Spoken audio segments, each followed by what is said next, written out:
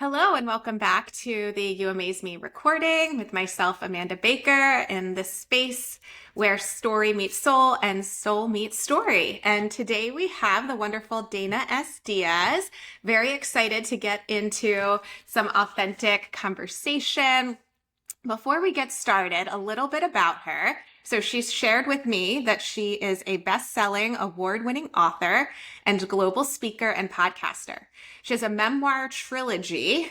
They're entitled Gasping for Air, Choking on Shame, and Rising from the Ashes. This was all inspired by her lifelong experience with abuse and domestic violence, the healing journey that she was led on as a result of all of that. Oh, well, I am excited to hear that. She's also been featured on nearly 300 podcasts worldwide, holding the rank of #1 most popular podcast guest in 2024, according to Podmatch. You may also have seen her on NBC Chicago, on the main stage, and on the main stage of the Ultimate Women's Expos in Chicago. Her emotional intelligence and relatability resonates deeply. And just that all right there, that last line, I can already sense that that's going to show up in our space and our time together too, with the emotional intelligence and the resonance of deep connections through storytelling. Welcome.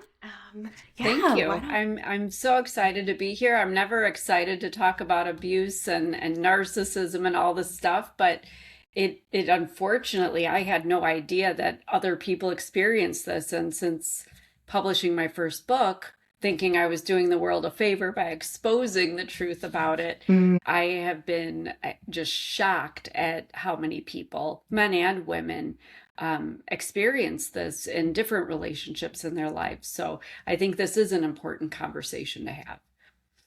I do too. And there's so many different experiences or even perspectives, and each one can be unique, but then there's that overlap. And with that overlap, perhaps that's what brings people together, as well as supports people in maybe fine-tuning which story per se, or which person they might receive kind of that wisdom or courage or willingness to speak out themselves through something that you share, or also really just gain something by speaking out, like you said, exposing.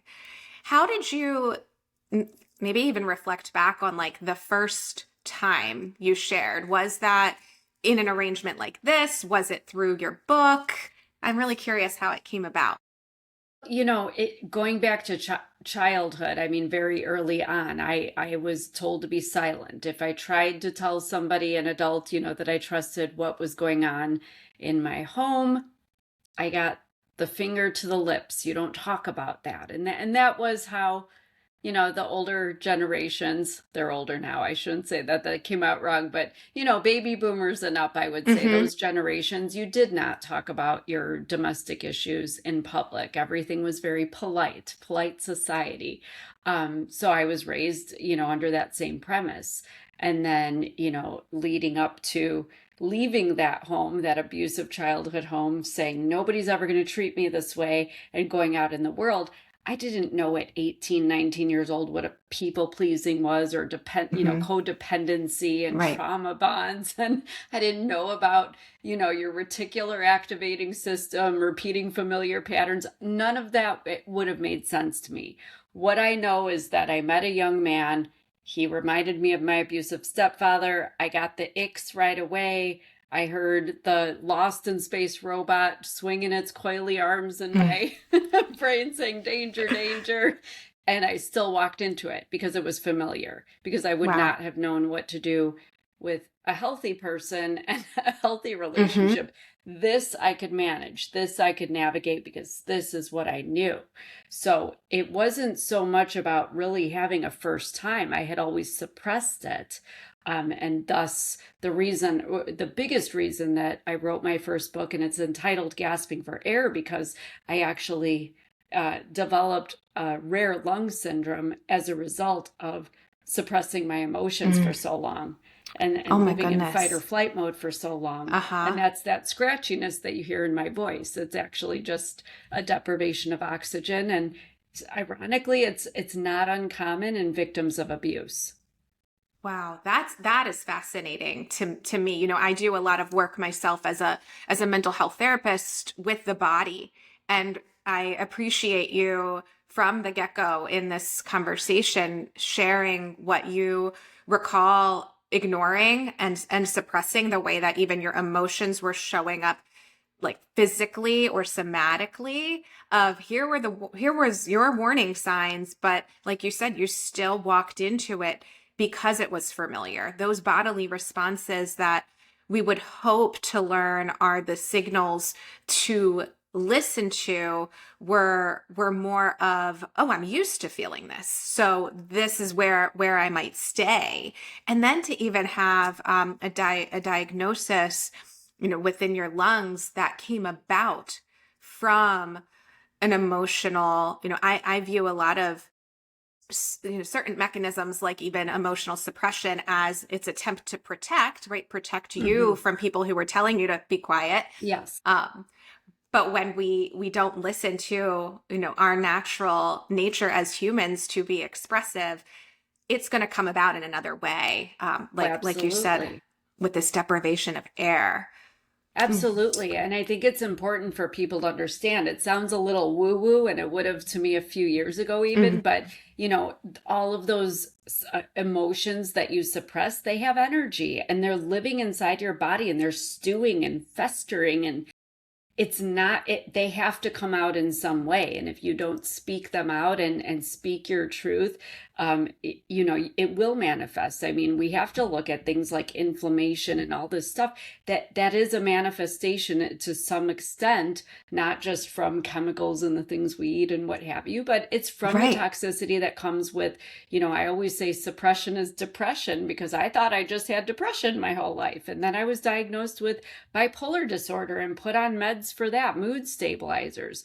But what it really was, and thank God I had a doctor that realized his mistake and admitted it and Oh got my me off goodness. of, the heavy hitters he had me on, that I had Mm. CPTSD from childhood, and then it carried into my marriage, which was also abusive. And I was in that marriage for 25 years. And that's what Gasping for Air is about, because it was at the end of that 25 years. I mean, I had been done for a very long time with the Hmm. relationship, but I thought I was doing the noble thing by staying. I thought that, I was born and raised Catholic. You're not supposed to get divorced. And I'm one of those people that always took accountability. And I'm like, well, I knew what I was marrying when I married it, and I didn't want to marry him, but I kept putting one foot in front of the other down that aisle, and I married him Mm. anyway. So make your bed, you lie in it. But when it Hmm. came down to my health suffering, and nobody could figure out what was wrong with me until Mayo Clinic finally said, we should do a cortisol test, because I was having symptoms all across the board: neurological, cardiovascular, digestive, muscular, you name it. My body was in chaos. And I had actually dropped down to 93 skeletal pounds. I've always been smaller, but Hmm. it was a significant weight loss, 15 to 20 pounds roughly. I was 93 pounds. I couldn't breathe. I was blacking out. There were so many things going on. And so finally, Mayo did a cortisol test. And what cortisol is, for those who don't know, it's your stress hormone. And I forget the exact measurement, but your levels should never be under 100 or over 700 at the most in a most stressful Okay. situation. And they test you 5 times a day. So even in the middle of the night, you have to wake up for one of those testings, for a Wow. swab. So they did the 5 tests, did the labs, and they called me and said, we have to do it again because we think the labs were compromised. There's no way these could be right. Okay, so we do them again. Well, the labs were not compromised. The labs were right.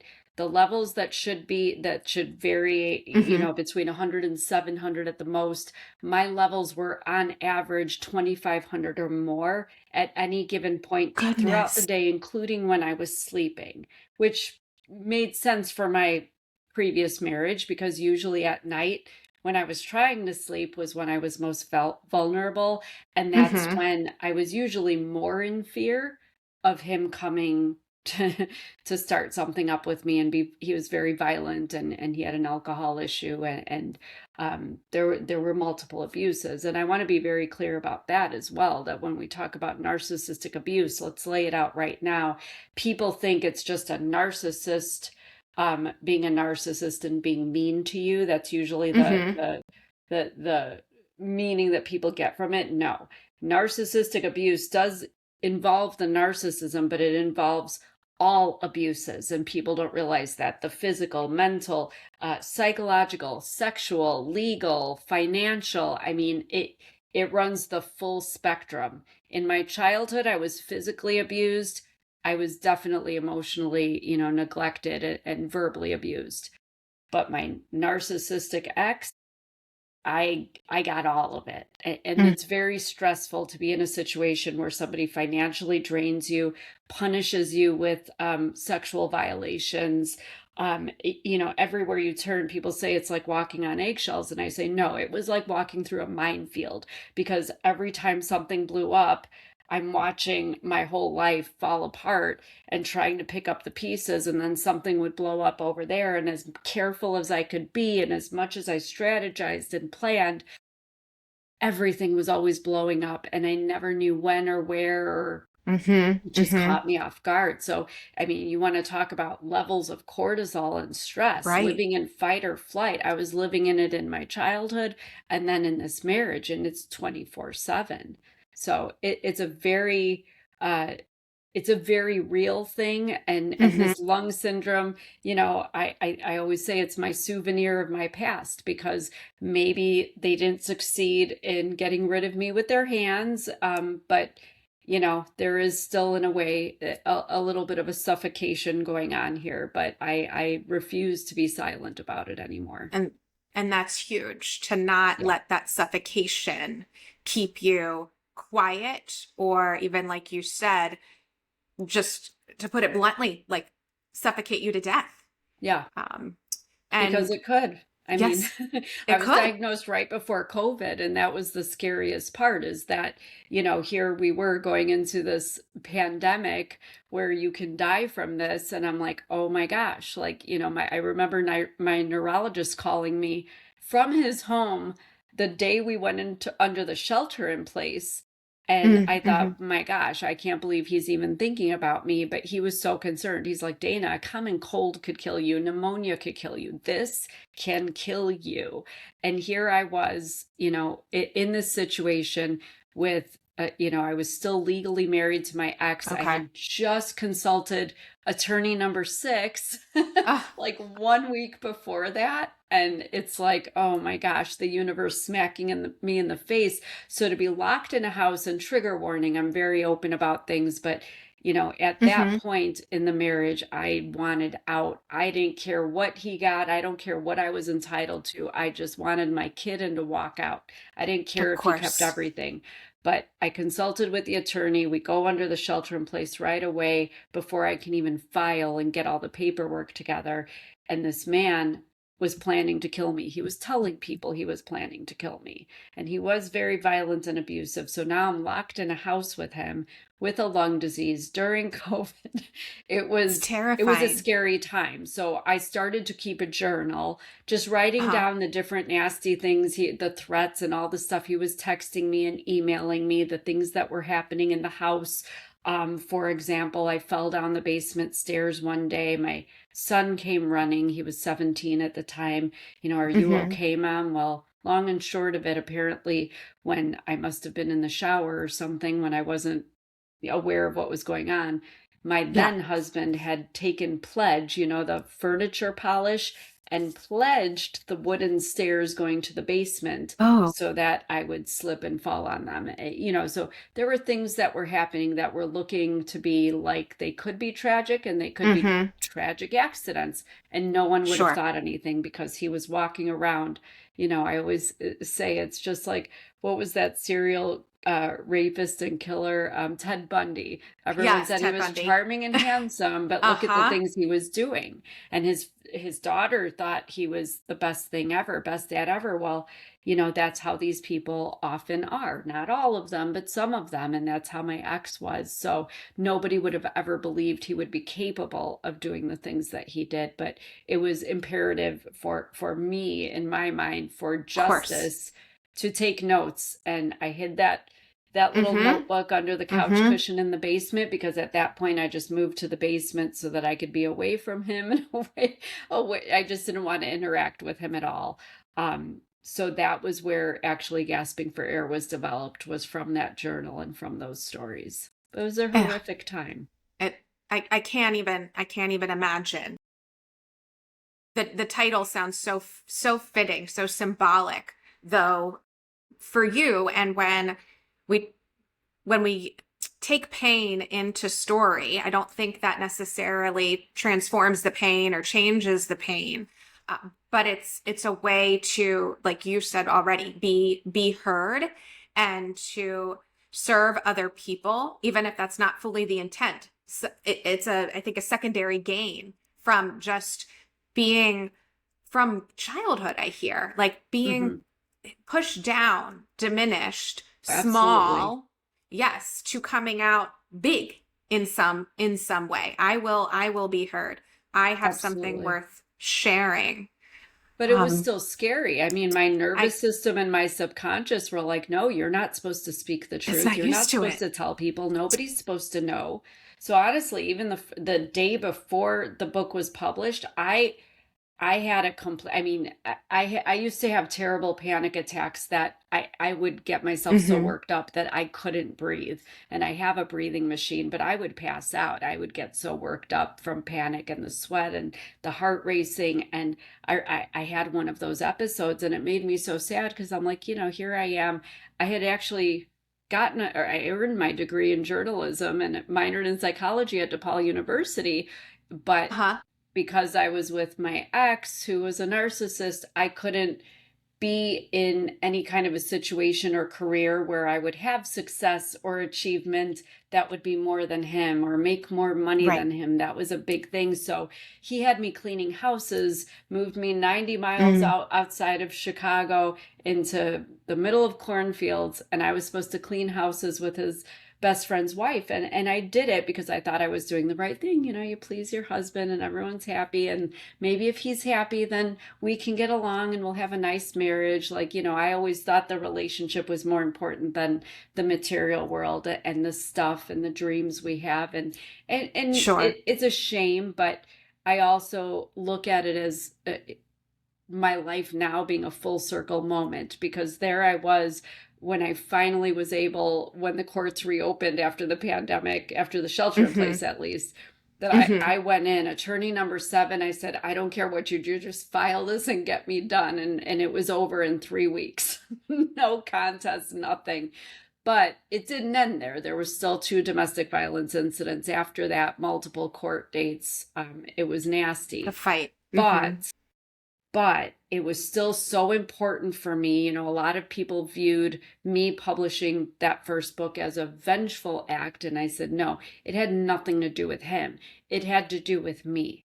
Because for me, writing that book was not just healing, but again, going back to, I had a degree in journalism. And honestly, when you're a writer, of course you want to write a You want book. to Who write? doesn't want to write a book, right? But I never had content. But for me, this was really important, because I did not believe that other people would even believe me, that you Mm-hmm. could become physically ill over emotional distress, because a lot of people don't understand that mind body connection, and it is very complex. And you add the nervous system and subconscious beliefs that were developed before you were 7 years old in childhood, and your worthiness and your self-respect and all this stuff. It's a very complex, very layered experience, and to even try to verbalize that. But I was like, again, full circle, here I am with a journalism degree, not just sharing my experiences, but able to verbalize them in a way that everybody really could, in some aspect, relate to. Even if they weren't in the most Hmm. violent relationships, they might have felt like, oh, my dad was that way with my mom, or yeah, I had this happen. And so it's been an amazing thing to see that, my intent was that if I can save just one person, and just let them know you're not doing the noble thing, your kids are not benefiting from you being in that marriage, in that relationship, all the stuff, the hell will not open up and pull you down there. If your church is telling you that you have to honor that marriage, you'll be okay. I'm still standing. But I have been so, the reward for me, it's bittersweet because I never wanted anyone to understand. And so many people reach out to me every single day. And it's been 2.5 years since the book was released. And I have mostly women, but you'd be surprised, a lot of men. And I've had men up to 90 years old come and hug me and cry in my arms and say, thank you, because you made sense of what I went through. You made me realize that I wasn't alone and that it wasn't something that was wrong with me. And that's all that we all need, because back then that's what I needed. I need somebody to say, it wasn't you. You're not broken. You're not damaged. You didn't know any better, and that's okay. We grow, we evolve. Hopefully, some people don't, but some people would like to. And so I don't even like when people say, oh, I'm sorry you went through that. It wasn't fun. I would have rather had a nice life, but I truly believe that, this is my life purpose and my meaning. And in a world where so many people don't have purpose or meaning, I feel actually kind of honored that I survived it all. I'm here, I'm standing, and I serve as sort of a beacon of hope. Like, I am in in my second marriage here. I say second as if there will be another one. I am married again. We'll put it that way. But for somebody I would have never, and I knew him, gosh, probably 10 years before. I mean, it's radical to me that I honestly never even thought I was capable of a healthy relationship. And it's been a little bumpy road because I honestly, I jumped into it. He courted me after my divorce. I was like, no, I was like swearing off of men and off of everybody. I'm done. I'm over. I'm good for my life. I'm done. But it's nice to have that friend that just says, okay, well, I'm going to sit here and be with you anyway. I'm going to support you. And I always say he was like my crutch until I could walk again. But he was patient with me and kind of showed me the way to be in a healthy relationship, wherein I didn't know that you could have disagreements and still get along and laugh and nobody had to get hurt and things didn't have to go flying off, around the room. And, just to have communication and respect and all these things. I didn't see that in my childhood with my mother and stepfather. I didn't obviously have that in my own first marriage. So it's been a wonderful experience, but I think people need to see there is another side. And yes, it's scary. Definitely. The happy is scary even. I didn't know how to experience joy and to live in the present because when you come from a traumatic background, you're worried about the future, you have regrets and sadness about the past, and you're never living for now. And so it's still a process, and it's a very disciplined effort some days, but it's something that we can all achieve. We all have it within us. We just have to choose ourselves. And I hear that.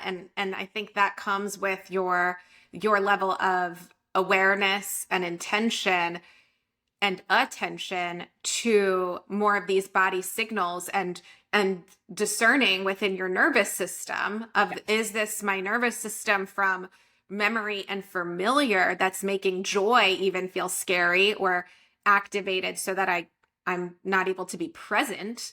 Or is this my nervous system giving me a signal that is saying, maybe don't approach this because it's familiar, like you talked about entering into your first marriage. And I think there's a lot of value that can come even for people who are in or involved with trauma histories, abusive histories, getting into relationships, repeating patterns, where often a lot of the education or awareness that is put out there is, here are the signs. Look for these signs of narcissistic abuse that the narcissist is doing. And I'm not discounting that. Yes, of course, if they are, their behavior is worth noting, but also pay attention to your own signs.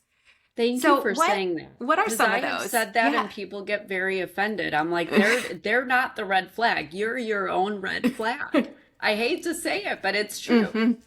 Because Yeah. yes, my ex was a raging narcissist, but I always say if my sister, who was raised by our father and her mother, we have different mothers, she Okay. was raised, she was wanted, first of all. I was not, but she was loved, and she has very good self-esteem. And if she would have met, well, she did meet my ex at one point and she couldn't stand him, but she would have never even given him the time of day. Whereas me, I saw, oh, he doesn't like me, I have to get him to like me because I can't stand if somebody doesn't like me. Oh my gosh, and let me do all Hmm. these little tricks like a dog is begging for treats, so that Hmm. he's pleased with me, because I can't have somebody that's not pleased with me.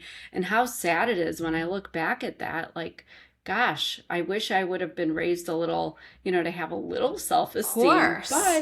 But yeah, that's just an example of it is absolutely. So I commend you, because you're the first person I have ever met Thank who you. has Thank ever you. said that. And I'm like, oh, good, it's not just me. It's not.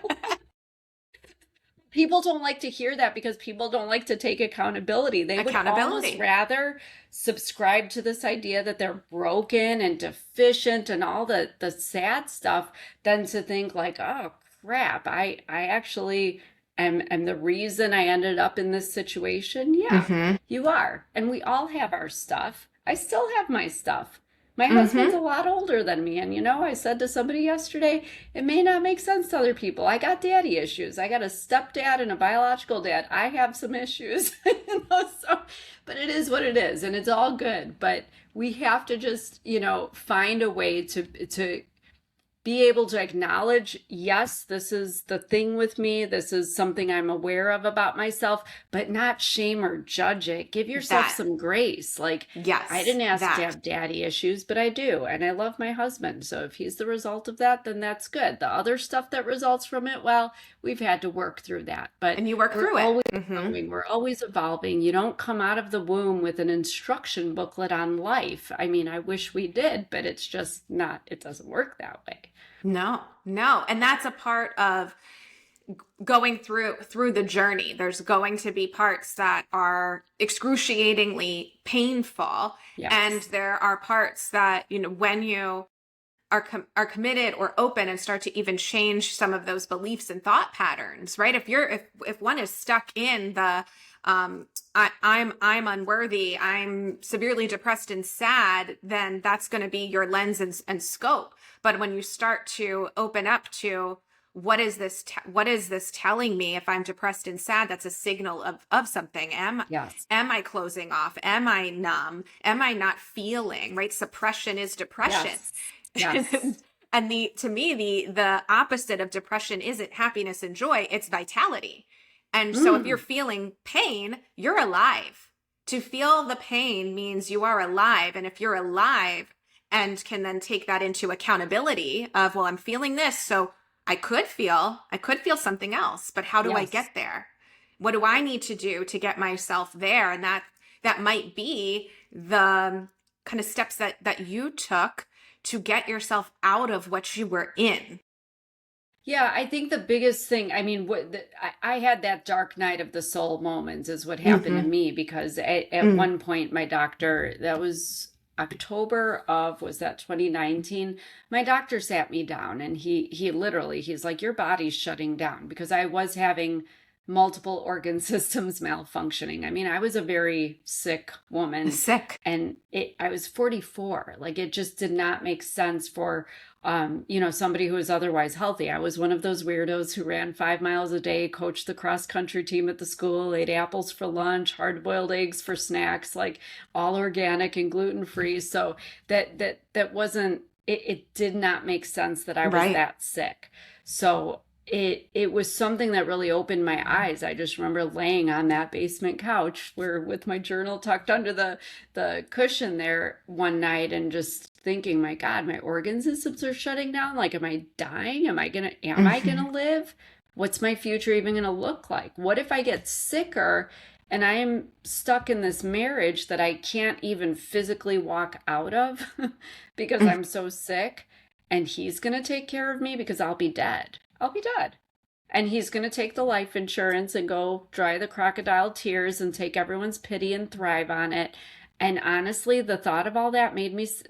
That made me course. want to puke. And I was like, no, I'm not going down like that. So there was something still in there at 44 years old, those little, embers still burning that said, oh no, we're not going out like that. We're going to stand back up and dust our knees off, and we're going to fight for our life. But I will say this, a lot of it also was my son, because if it were just me, I may have just waved the white flag and just said, whatever, I'm done, because I was severely depressed. I was suffering, miserable.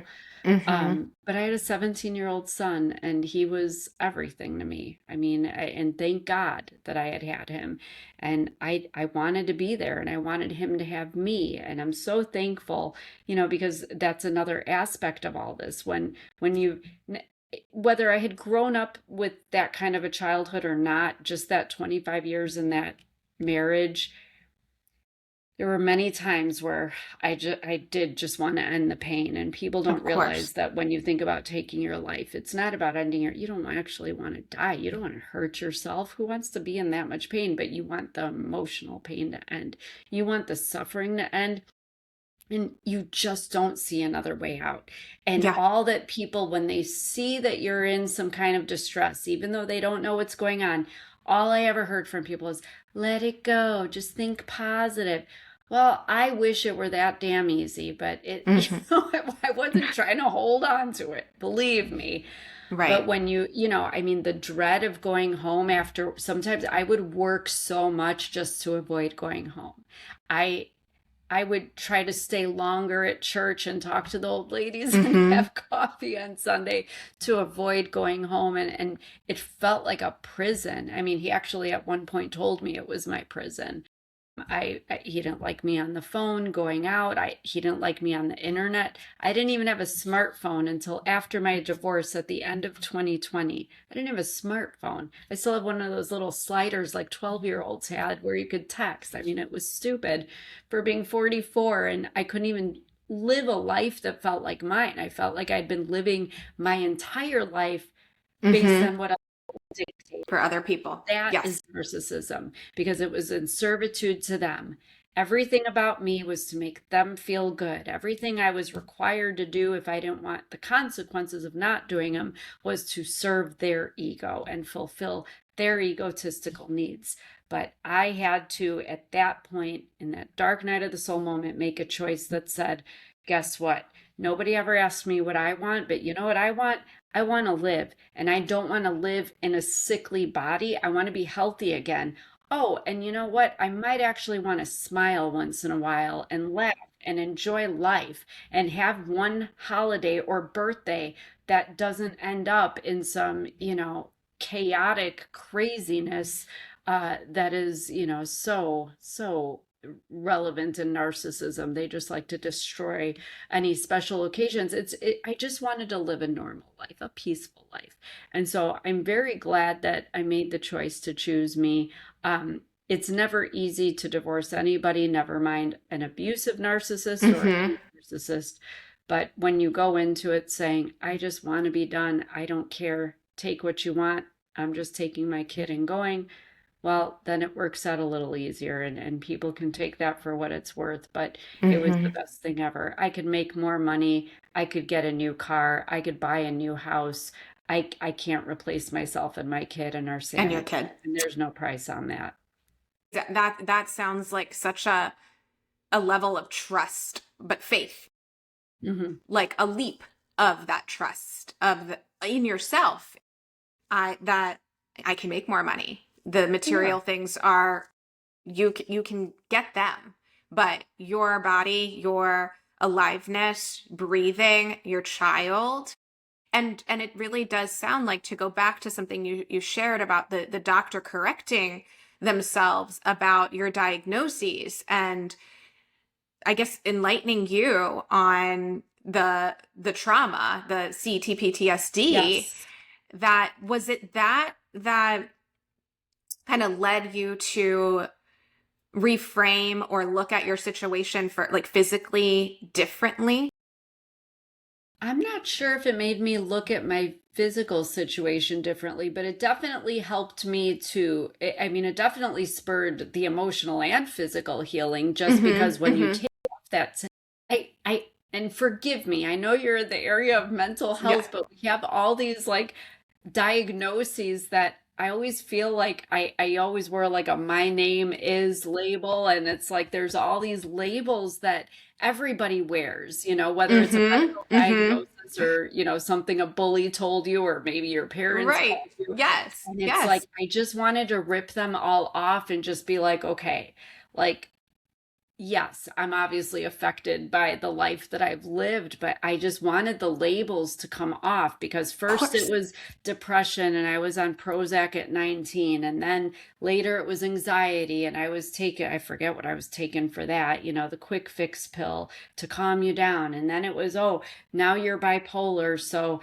you know, we're going to give you 2 mood stabilizers and the anxiety medication in case you need that for a panic attack. And you know, and all the side effects of all these medications and Uh-huh. increasing Uh-huh. and decreasing. And so when it was finally, and what happened was it was after the divorce, I had my yearly appointment with the psychiatrist and he said, oh, how things are going. And I said, oh, finally divorced the dick, and excuse my language, but Oh, you're like, good. You're good. You're him, good. and like, you know, Uh-huh. life is good. Like I told him I was physically fit because it was miraculous that after the divorce and after the court dates There and was things settle improvements. down, it's amazing how my physical symptoms started to just dissipate, just magically disappear. So I was like, I'm feeling good, but you know, there's still a lot of obviously stuff there that I'm going to have Of to course. process, grieving, healing, all Yes. the things. Yes. And we had a conversation about it, and you know, he had asked me if I had support from family, and I said, well, no, my mother and my stepfather, they're done with me as well. They cut ties with me completely. Multiple sides, you know, multiple relatives decided to side with them and their story, or we call it narratives, about what that was about. And so we had kind of a conversation then about my childhood, and it's really sad that I had never volunteered that, because I think it was still going back to that you're not supposed to talk about it, you're not supposed to tell anybody. So that was the first time he had heard that in a decade of seeing me. And so he was like, oh my goodness, this is not bipolar disorder. Like, but it's so hard because even, you know, a lot of the emotional symptoms and physical, if you want to bring those in, you know, whether you want to call it depression, anxiety, bipolar disorder, even with autism, there's all these different things. The way it's expressed externally is what you would base the diagnosis on, but Yep. you're also relying on the person telling you, you know, when you report it. say, do you this, do you think this, have you ever this?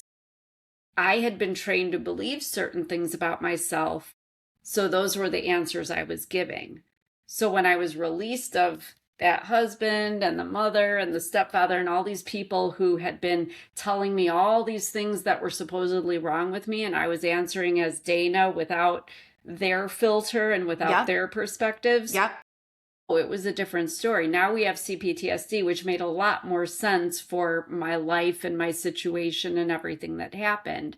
Not to mention the lung syndrome that I have, which, by the way, is called upper airway resistance syndrome. It's a mouthful. Doctor says it's like having COPD and fibromyalgia all at once, as far as all the symptoms. So it's a fun thing to have. But depression, irritability, all these sleeplessness, all of these things are symptoms of that as well. So sometimes we have to not just go to the, okay, she's depressed, here's a pill, or she's got anxiety and having panic attacks, here's a pill. Sometimes we have to look a little more broadly, and we don't always do that with ourselves. I'm not blaming doctors or mental health professionals, because I know it's a very difficult thing to even give somebody a diagnosis, but it's very hard as the person, you know, especially when you are in one of these situations. It's like, okay, whose version of you are you telling your doctor you are? Showing up as. Yes. Yes. And it's so subjective and nuanced. And that's why, I believe and look at, every individual. One might meet the criteria for something, but then you meet the criteria and there can be a different kind of treatment direction, right? It's like, oh, okay, if it is bipolar to one person, well, then we're going to go the medication route is usually the first course of action for certain things, at least what I learned at school. But my whole framework has really erupted and been shifted and changed the longer that I've worked with people, the longer that I have incorporated in listening to the body and looking at how the body is responding to situations and circumstances based on childhood and based on current situation. And so even from what I've been hearing from you, maybe it was coming out not as much as I meant it to in terms of like looking at the diagnosis, but more that by receiving maybe information on the trauma, does that let one know, or did that let you know, wow, it's my environment that I'm experiencing so much of this, the mental health side of things, the physical diagnoses, these symptoms because of my environment. And if I don't get out of this environment, I am going to stay sick or it's going to worse and I might die. Yeah, and that was actually my neurologist, because I was sent to, believe me, when I got sick, when I say I had all my different organ systems in it was complete chaos that my body was in. I was sent to every specialist under the sun, and they all found stuff, and they all wanted to throw a pill at me. And I kept saying, I had to be my own advocate, because I'm like, look, I know you're trying to help. I know this is your specialty, but I am trying to figure out, like, yes, that pill for my heart, that sounds great, but like, then why are my hands going numb? And why is my stomach, why is it I'm going 5 weeks between bowel movements? I mean, forgive the TMI. Why am I blacking out? Why is my vision going double and blurry? Like, there's more going on. I need somebody to get to the bottom of it. But it was the neurologist that actually, it was that day that he sat me down that said, your body's shutting down. And he said to me, and God love this. He was the cutest little Greek man. But I remember him putting his arm around me as he walked me out. And he said, honey, I don't know what's going on at home, but he says, I can't give you a pill or surgery for what it is. But whatever it is, there's something toxic in your life, and it has to stop. It has to go. And he didn't have to say anymore. I knew immediately it was my then husband. Absolutely, I knew that. I didn't even have to think about that. And I remember sitting in my car and having to get myself to go home to that man. And that's when I was laying in bed that night, like, is this what I really want? Like, because this is not the life I thought I was going to have. I'm not happy. And it's more than just not happy when your body is physically turning on you as well and saying, screw this. We don't want to screaming at you. It's screaming and saying, yes, I don't want to be here. And I will say this, which I had not mentioned before. When I wrote my second book, which was about my childhood, and I was that's when I started putting together, and this is the beauty of writing and journaling, because I was able to get it out of my head, which often looks like that cloud that's over Linus's head in the Snoopy cartoons. Oh, yeah. Once I got it out on paper and could visually see patterns and incidences, it was about, my mother married her abusive husband when I was 7 years old. And it was around 6, 7 years old that I first recall beginning to have stomach aches and migraines constantly. Like, I was always in the doctor's office or the nurse's office in grade school, in high school, with stomach aches and headaches. If you knew how much, I should have bought stock in ibuprofen. If you knew how much ibuprofen I've taken in my life, honestly, it's embarrassing. But that to me was a signal that I get it. Even back then, the stress I was enduring at home, when I'm at day camp as 8 years old and everyone's playing and having fun and I'm under a tree holding my knees, because my stomach's in pain and my head hurts. but nobody back then paid attention to that stuff. To that. I get it. Yeah. I started getting migraines around 7 years old, nurse's Okay. office, stomach aches too. And as you were talking, I was like, wow, what if someone would have responded to this differently than telling me, like, there's nothing to, you're not going to vomit, you're not nauseous, you're not sick, you're fine. Or, right, treating it with, here's a pill. They give you a mint and they say, sorry, but your mom said you have to stay in school. So here's a mint. Yes, I got Suck the it up, same right? thing. Yeah, suck it up. You're fine. You're good. And I'm like, no, I feel like I'm going to vomit. Yeah. And I think I'm sick physically because we don't learn at that age that it could be anxiety or that it could be something trying to tell you something is off. Yeah. Yeah. And it was very off. And I think as adults, and we're all guilty of it, we're running around trying to do life and even kids, now, husbands, things we have going on, whatever. And we dismiss all that stuff. We don't think, we take the ibuprofen for the headache. We take the Tums if we have heartburn. We don't think much about it. We just wait it out. Wait till it goes away. Or if you're lucky enough to take a nap, maybe I'll wake up and feel better. But I think we do need to listen to our bodies. And there is a lot of statistical evidence to show that, yeah, your emotions are going to manifest physically if you don't deal with them. And so you have to be, and I think it's important to be honest with yourself. And that's the big part that you brought up in the beginning, is the self-awareness. I mean, I'll be honest with you. There are things in my books that I divulge, whether they're thoughts or things that I did in the past that I thought I was going to take to my grave. I was actually quite embarrassed, but they were pertinent to the story, but I didn't really want people to know those things about me. But now I have no shame because I've forgiven myself, but I've given myself that grace as well to say, well, at the time and the context with what I did know and the situation I was in, that's how I chose to deal with it. Doesn't make it right or wrong. Could I have done better? Yeah, if I knew then what I know now, but I didn't. So it is what it is. But, we have to, that's the biggest part of it, I tell people, be honest with yourself. It's taking that accountability.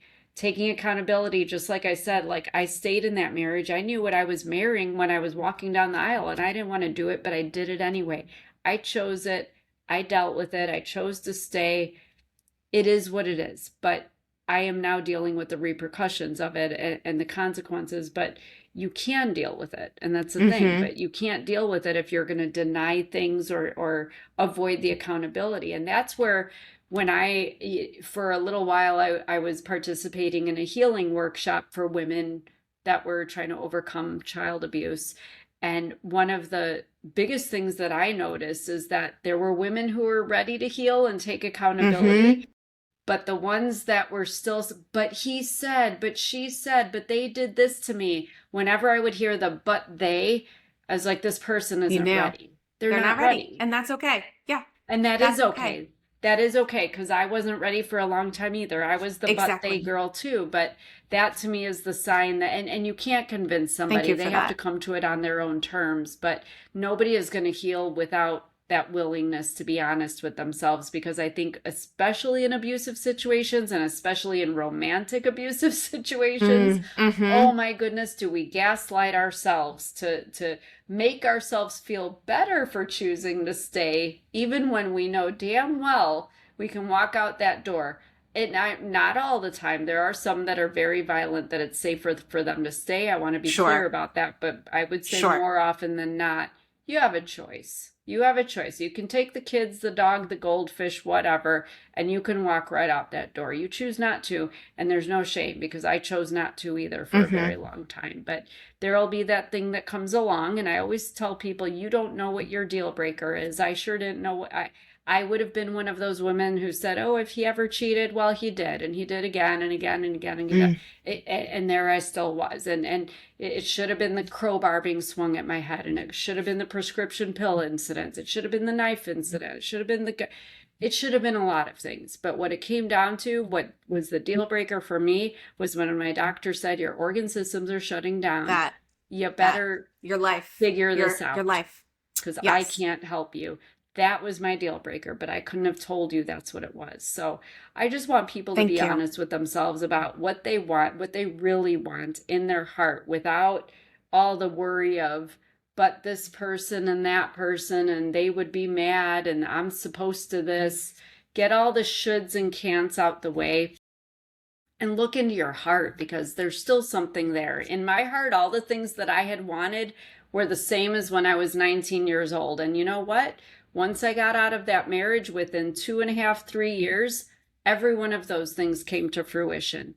Why? Because I was done with that life, and now the world was open to me, and I still had those desires. I still had those goals and those dreams. And when the world opened up to me, it was amazing. I mean, I love that the lotus blossom, the lotus flower, is the symbol of narcissistic abuse, because the lotus flower, for those who don't know, we actually have many of them in our pond where I live now, but they actually grow from mud and muck and icky, nasty, ugly stuff. Wow. And it is the most beautiful flower.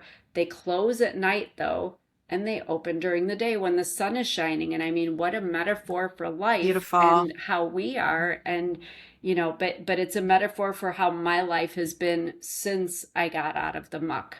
Everything just opened up, and it's beautiful.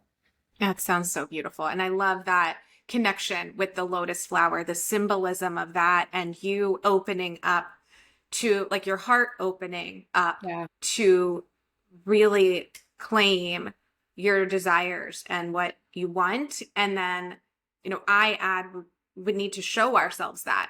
You can claim it all you want if you're in the basement, right? You moved to the basement, but you're still in the same home. You're still in that marriage. You can say, yeah, this is what my heart wants. This is what my heart wants. But you're showing yourself by walking out or by anything that is nurturing and nourishing to your heart, or by making that connection with you and the world, you and the sun, you and these things that help you blossom. Absolutely. And I think it's important. One last thing is just that, not just in that situation, but when you're out of that situation, so many of us, and I was one of them, I was guilty, we tend to isolate. I'm not going to get into another relationship. I'm not going to this. I can't trust anybody, all this stuff. I understand. And I've been there. I was absolutely that girl that said, I'm never going to be with a man again. And I'm just going to be alone the rest of my life because I can protect myself that way. Well, you know, one of the things that I tell people, and maybe I rushed into it, and thank God it's working out really well for me. And thank God I knew him first. That definitely was a help there. But I think when you can be open to the world and to other people, and to love yourself and love friends and just stay open, even if somebody hurt you, whether it was your parents, an ex, or whoever, because I'm sorry, life is full of hurt. You're still gonna get hurt. Every relationship is a risk. Anything can change at any moment. But when you close yourself off, you are going to suffer. You are not meant to be alone, and it's a basic human need to want connection. So the trick is to love yourself enough to keep that heart open to loving other people as well. To loving other people too. Yeah. Thank you for that message. Really, really wholesome. I'd like us to pick an oracle card, if you're open and okay with that, before we end. I have a question for you. I had a question, but I want to see if some of it comes through the card, and then we can touch on it for a few minutes before we end. Okay, so I'm going to bring two over, and then you can tell me which one feels resonant to you. So I have this Woodlands Warden, or I have this herbology, astrology one. You know what? Let's go with the herbal one. The Woodland Gardens is cute, though. I like the little animals, but I don't know why I'm called to the other one. So we're going to trust that. Yes. Yep. Perfect. So I will shuffle, and if one falls, we'll use that. Or if you intuitively sense a time to tell me to stop shuffling, go ahead. I always like waiting for the one that falls out. Okay. I got this one here. All right. This one here. All right. We have, let's see, what does it say? valerian. I think that's how you pronounce that. Ooh, yes. And underneath it says acceptance. So Mm. I have never pulled this one before. It's number 44. And I mean, immediately I'm captured by the doorway opening, and here, you know, this kind of outline of a human, the thunder, the lightning. Anything come up for you before I read from the booklet? Yeah, what comes up for me immediately Mm, when you pull that out and said mm, acceptance, it goes back to sort of what I just said, just accepting that your past happened and not dwelling in that, because life is full of storms, but isn't there always a rainbow after? Well, not always, but there's sunshine, there's light, there is always something good after it, because you need that pain, and you need the rain, you need all this stuff to grow. And that's mm. what the acceptance is accepting that. Yes. Again, I look at this of coming out of the clouds, coming out Hmm. of the storm, the light that is Yeah. shining here from the heart space. Beautiful, beautiful picture. So I will read what it says. We have 44.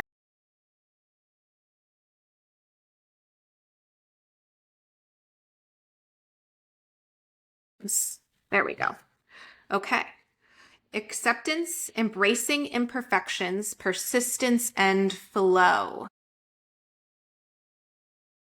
So let's see. The name of the Valerian comes from valor, being to be strong and healthy, to heal, a cut finger, are common Latin origins of the name. Let's see. There were times back in Sweden when the Valerian were in wedding clothes of the groom to ward off envy of the elves and to protect the marriage. It was said to be used by witches to protect and unbind those who were the targets of evil spells. So immediately I'm like, oh, talking about marriage. Wow. Well, and that's actually uh, very relevant to my third book, which has to do with my current yes. marriage, which many people Mm. were and still are opposed to, all those little elves. So this is very interesting. This is so interesting. Yes. So just to review, your first book is about your My first first marriage. marriage Yes. The second and book how is I got sick. childhood. That's gasping for air, Yes. choking on shame. The scapegoat child in a narcissistic Mm, family is about my childhood. It answers the question of how I ended up in that marriage. But there's always more to the story. So the sequel, mm-hmm. the third book, was Rising from the Ashes, Wow. breaking the cycle of narcissistic abuse. And that kind of delves into unmucking everything of the Mm, past and trying to move forward, because it's a very complex thing to do. But it's always amazing, the people that you think are for you and that you think are going to mm-hmm. be there to support you and help you are sometimes the people who make your life hell because they preferred you to be a victim. Yes, they preferred you to be a Yeah. certain way. So yeah, breaking those patterns and coming out of it. Yes. Yeah. So let's see. Usually sometimes it talks a little bit about just the history, but here, as I've already said, it talked about breaking spells, enhancing stability and happiness. Mm. Valerian helps to improve your sleep quality, alleviate insomnia, exhaustion, fatigue, and pain. Um, it is an herb that powerfully, greatly relaxes the body and the mind to experience deep states of rest and sleep, and even access other worlds or realms through dreams, the subconscious, the psychic mind, imagination, a fundamental connection to spirituality. It assists us in abandoning the story that keeps us bound to one reality and allows you to access beyond your physical body into a new reality. It widens your trigger points to help you zoom out of a situation that might be overloading or taxing you with anxiety and stress. Remember to go easy on yourself. Valerian remedies the internal parts of yourselves that embody the mouse energy when we're too overly analytical and judgmental and in a triggering state. The message here is to take measure. although your foundation can be established with great order, there is a value to creativity and growth. Don't exhaust yourself in the details. Embrace your imperfections. I love that. All of that is every word you spoke was so relevant to me personally. So I'll let that sit for anybody who's listening, but that was actually Yes. pretty amazing.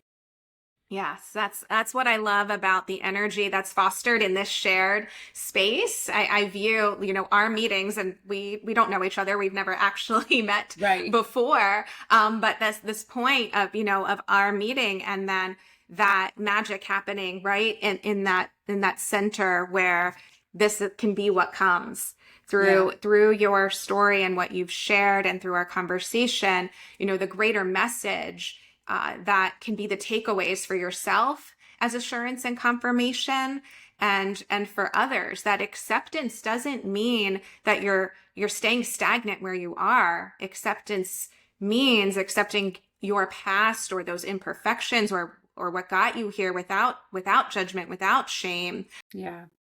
And it then, does not excuse what happened. That's a big yes, factor. It doesn't excuse it, but it lets you off the hook, because it wasn't about you. It was always about them and their unhealed shame.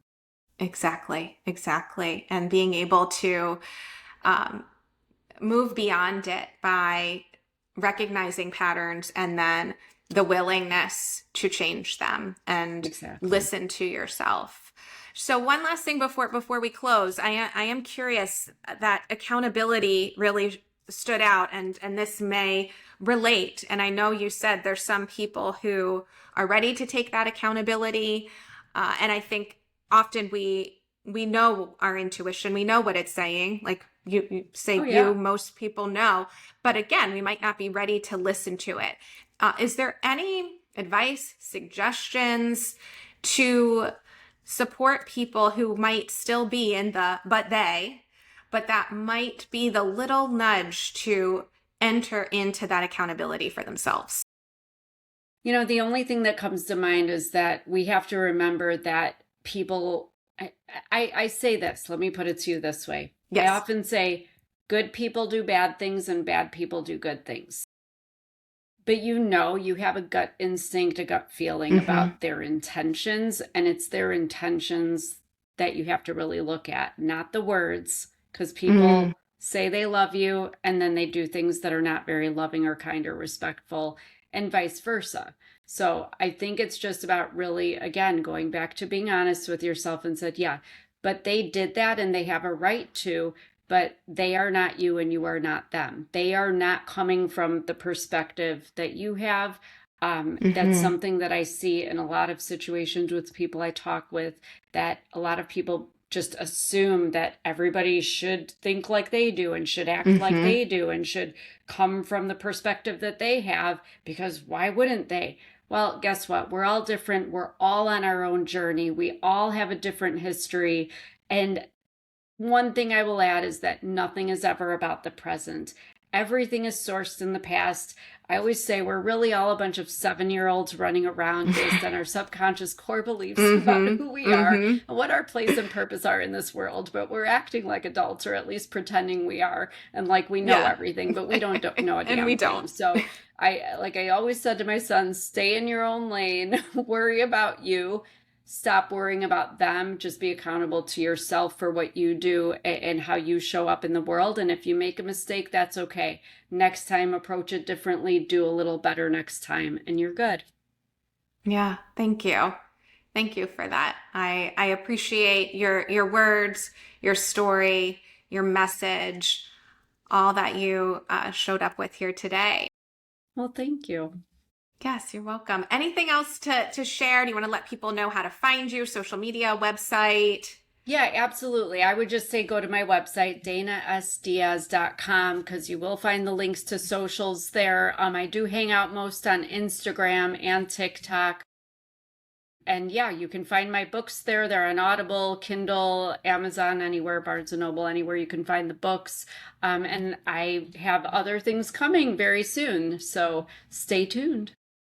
Yes, would love to. And if there's anything that is rolling out that you want to let me know, I can always put I them in will. the captions in the show notes so people can check them out as they listen and take this all in, and hopefully spend some time reading your books and taking on this message. I want to invite people even to journal on the question of where might you be not listening to yourself, or where might you be, even lying to yourself, so that they can get that access more to their heart's desires and their intuition. But we're here for questions, comments. So thank you everyone for showing up and being here with us today. You amaze me, and I love you.